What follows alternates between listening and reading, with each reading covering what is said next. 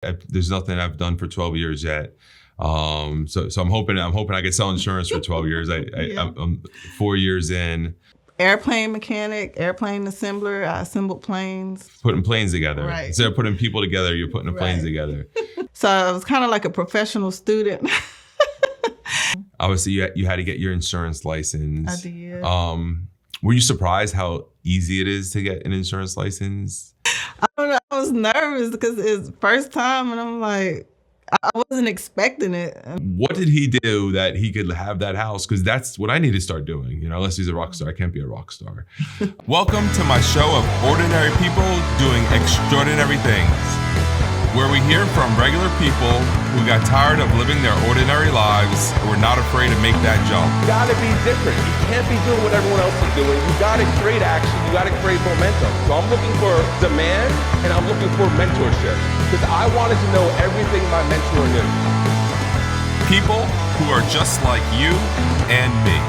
Hey, David Price here with another episode of Ordinary People Doing Extraordinary Things. We're in Orlando, Florida. If you see something you like, please hit that thumbs up button, hit the subscribe button, and hit that little bell. That way you get notifications every time we make a video. And if there's a video you need to see or you feel like you need some training on a specific area, put something in the comments. We'll make a training video just for you. I want to help more insurance agents succeed in this industry. We have a very special guest all the way from Alabama, Miss Ashley. Welcome, Ashley. Thank you for having me, David. Thank you. So did you drive down from Alabama? No, I flew in. You flew in. You're smart. Yes. Yeah. I feel like that's the distance that you fly and not drive. Yeah, it's 7 hours, not too bad, but I was by myself. I was like, I'm gonna catch a flight. Yeah, I typically like to fly places myself. Way easier. Was it a direct flight?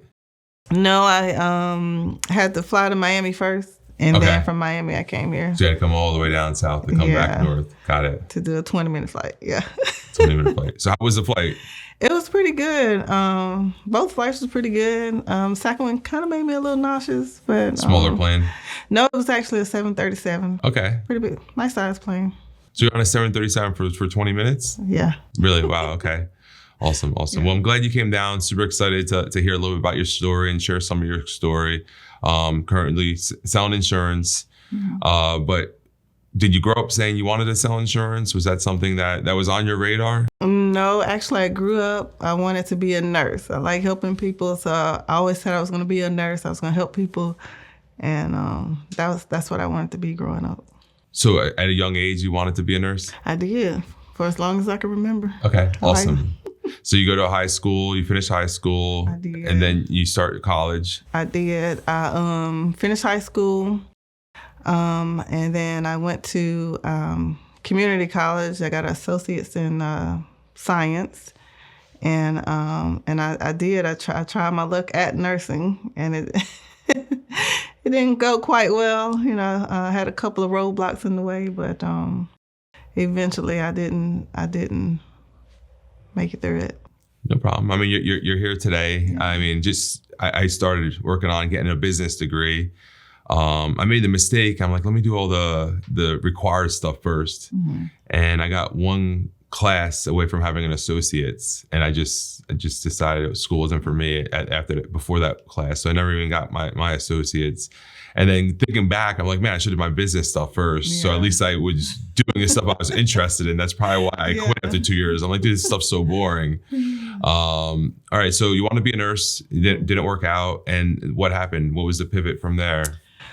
From there, I was working for a vacation rental company in my area, Gulf Shores. And I did that for 12 years while going to school. So I was kind of like a professional student. Because I went for business, just doing everything but going directly to nursing until I went. So I did that. So I did, vacation rentals for 12 years. I did that. And then after that, I moved on to aerospace. So I did aerospace for about 6 years before I came up on insurance. That's awesome. I mean, 12 years, there's nothing I've done for 12 years yet. So I'm hoping I could sell insurance for 12 years. I'm 4 years in.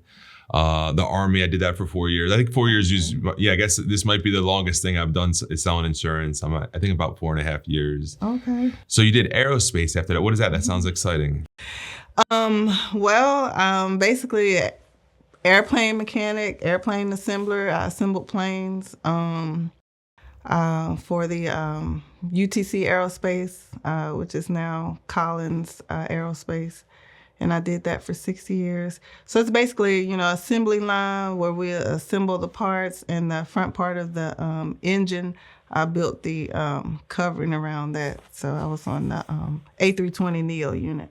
So instead of fixing people, you're putting planes together. Right. Instead of putting people together, you're putting the planes together.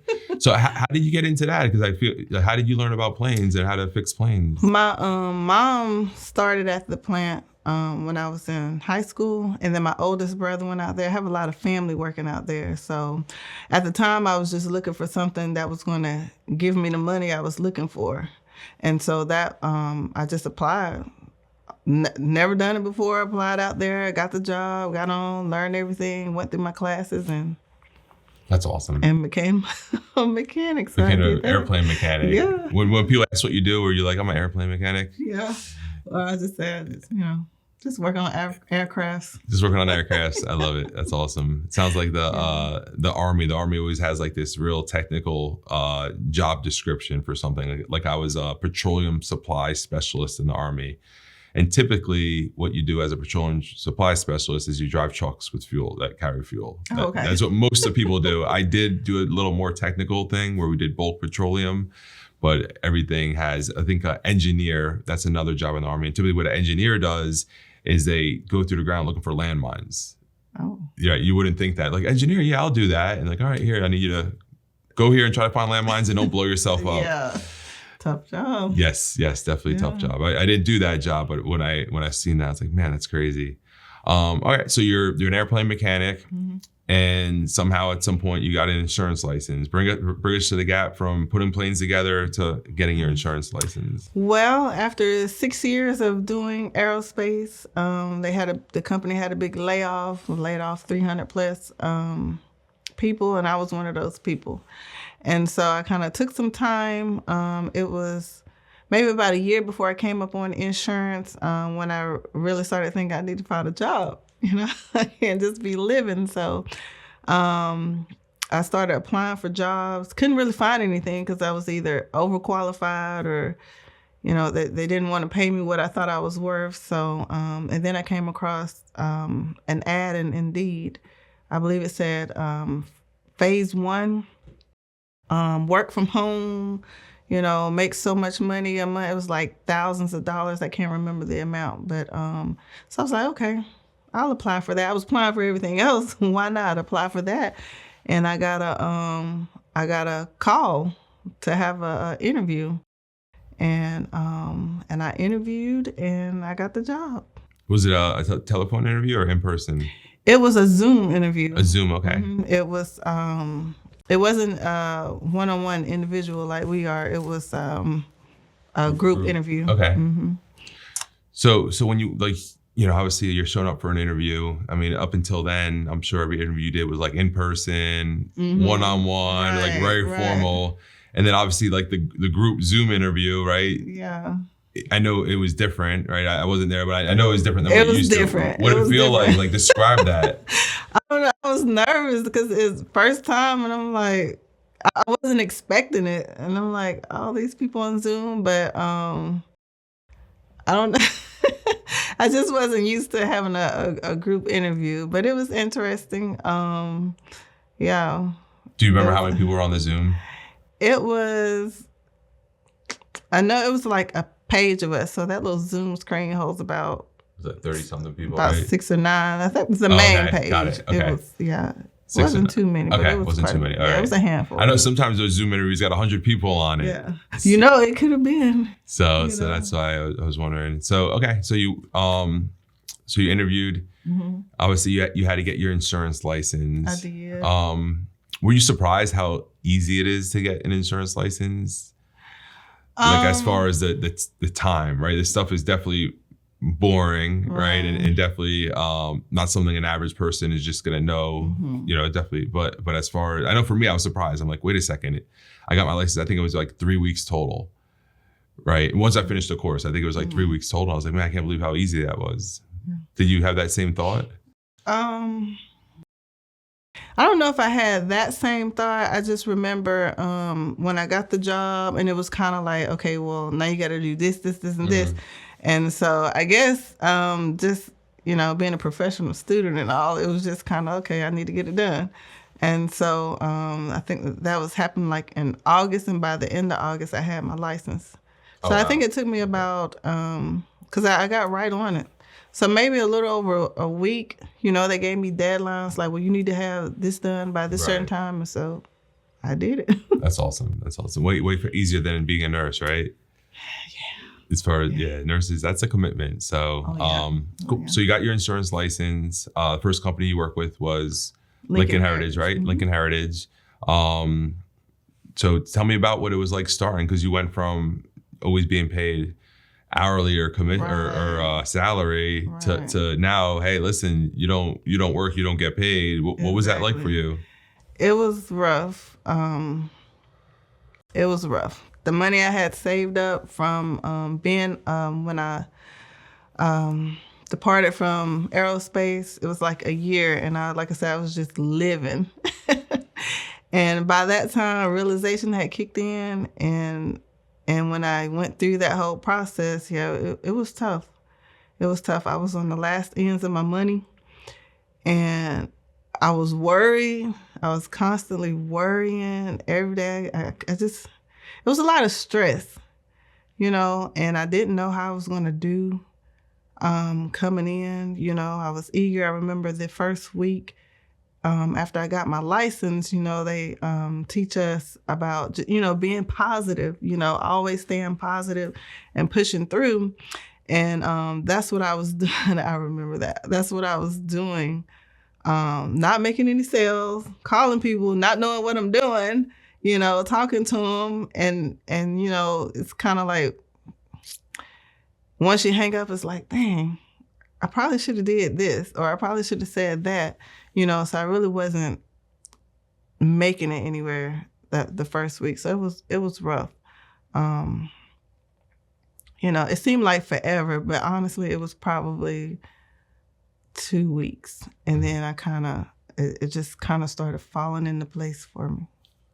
Awesome. So I know for me, it was definitely a learning curve. It was definitely different, right? But I think that's why they pay as well as they do, right? Because it is a little different, a little hard, and not everyone can do it. We were talking earlier, and you had a goal of $10,000 in your bank account. Mm-hmm. You want to go over that and how that happened? Yeah. So first year in insurance, I started out and I was doing okay. I was consistent. I'll say that I was consistent through the months. And then they were always asking, like what our goals and things were. And I was like, well, of course I want to make money, because I got to take care of my family. So I wanted to make $10,000 is what I wanted to make a month. And I had got this dollar bill. I believe we saw a video or something where they got David Emanitier, where he wrote his goal on his on a check and posted it up. So I wrote $10,000 on the dollar bill and I posted it up. And I kept that thing the whole year. That was my goal. I was like, I'm gonna make $10,000 a month by the time I get a year in insurance. And so the spring of the year that I started, it's like, I don't know, it's like a light bulb just turned on in my head. And because everything started falling into place, it's like, oh, I was, pretty good at what I was doing, to where it could be consistent, to where I could, help people help me. And my goal was that August. And it's just like everything started falling into place. And then the curveball hit, I got an opportunity to transition over here to senior life. And I took that opportunity. So that kind of threw a wrench in everything of what I was going for. So during that transition, my first half month over here, it was shaky. It was like, it was doubt. I just didn't know how I was going to get to my goal of $10,000 a month. So that May was pretty rough for me. But I kept pushing. And June turned out to be a pretty good month for me over here at Senior Life. And then July is like, again, light bulb is like, it's about to happen. You know, the faith was there. It was about to happen. And I did it. I had earned $10,000 in my account before August. I did it in July. So before a year in insurance, I was able to make that happen over here at Senior Life. Congratulations. So super happy for you. How did it feel? Oh, man. It felt good. Yeah. Have you ever made money like that before? No. Well, No. do you know what the most you made in a month before? In a month? on a bi-weekly paycheck? No, nowhere near that much. I made $24 an hour doing aerospace, and by the time the taxes hit me, maybe that may have been $3,000 a month. And you know what's crazy? So, you know, I know a time like I'm thinking like $24 an hour, like that's good money. Right. Right. Like if someone offered me a job for $24 an hour, I'd be like, dude, I made it. Yeah. Right. Isn't it crazy how that works? Yeah, that's how it was. Yeah. Until I came over here. And now you're like $24. I can't work for $24 an hour. Exactly. Yeah. It's crazy. Yeah. It's so, you know, so many people, they have like this ceiling, or they like, I feel like they look at something and they're like, yeah, that's it.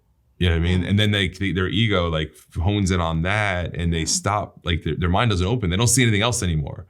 You know, meanwhile, like, I don't know, you know, you drive down the street, you see like a Ferrari or a Lamborghini pass you, or a Rolls Royce, or you go down these streets and you see these multi-million-dollar houses, and like, you don't get that for $24 an hour. No, yeah. But we're like locked on $24 an hour. I'm seeing these. I remember when I delivered pizza, I showed up to this house and it was on the ocean in New Jersey.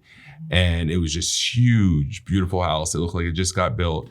And this guy answers the door, and he's got like these ripped up jeans. Like he might have been like a Rockstar singer or something. I don't know. I didn't recognize him, or maybe he was just working at the house. I don't know. But he answered the door, and I'm like, and I was so mad that I didn't ask him what he did. You know, right? Because I like left. I like gave him his pizza. He tipped me, and I left. I'm like, dude, I should ask that guy what he did. Like, what did he do that he could have that house? Because that's what I need to start doing. You know, unless he's a rock star, I can't be a rock star. But yeah, that's the way my mind always works. But again, like $24 an hour, you know, that's made it. Yeah, I thought I had made it, and yeah, that's and awesome.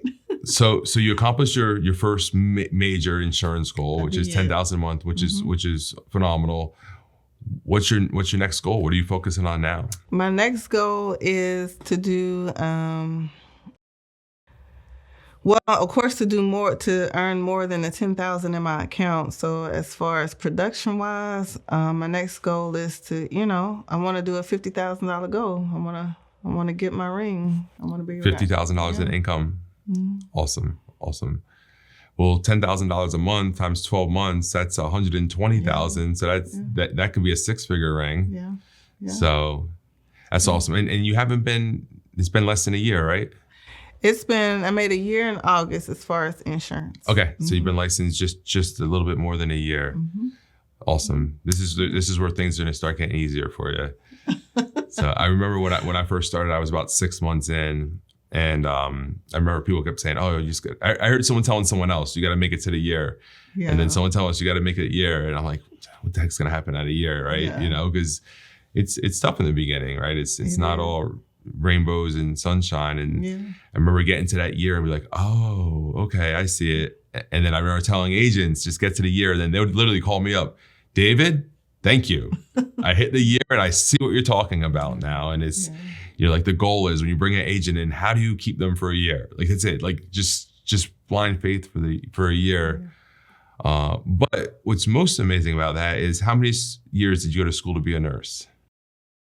Oh man, I would say, well, first time 2 years, of course, because I had to do my prerequisites. Mm-hmm. So I did those first, and then I actually got into the program, and then I did that.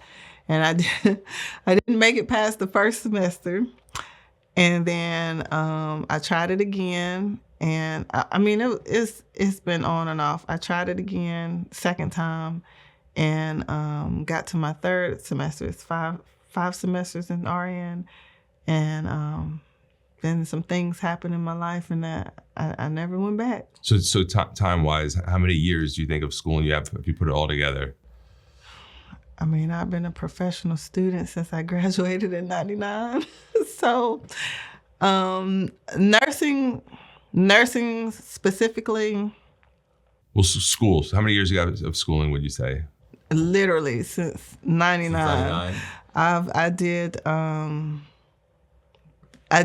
like medical assisting, then I did business, and it was kind of like on and off all throughout the years up until I got 2000. Oh goodness. Actually, I just graduated, so I got my associates like 3 years ago. Well, congratulations. But the point is, so many people were programmed like, we'll go to college, right, for 2 years, 4 years, 6 years, 8 years, pay money, right? They're not paying us to go to college. Right. We'll pay money we're not really sure what's going to happen at the end. There's no guarantee. But an insurance agent, after 6 months or a month or 3 months, they're just like, oh, this and they'll make some money. They'll say, oh, this is hard. This isn't for me, right? And if they get like that school mentality, like I tell somebody, like look at it like your first 4 years like education, right? Like you're going to school to get your 40-year degree in sales, and get started. Whatever happens, just you got to finish your 4-year degree in sales. And the beautiful thing is, it's not going to cost you any money. You're probably going to make some money. Yeah. But if you could stick with this for 4 years, and 4 years is on the long range, right? Really, it's a year. But if you could stick with this for 4 years, I don't know anybody after 4 years that doesn't have a 6-figure income, right? You do this for 4 years and you really give it honest effort. At the end of that 4 years, you have a 6-figure income, which is way better guarantee than you get with any college degree. I mean, even an attorney, right? They come out of school making like 40 grand a year. For all that schooling when they start. I mean, they do a lot better eventually. But yeah, your degree in sales from sales experience is definitely the best. Yeah. What do you have any long-term goals? Anything you want to accomplish, 4, 5, 6 years down the road?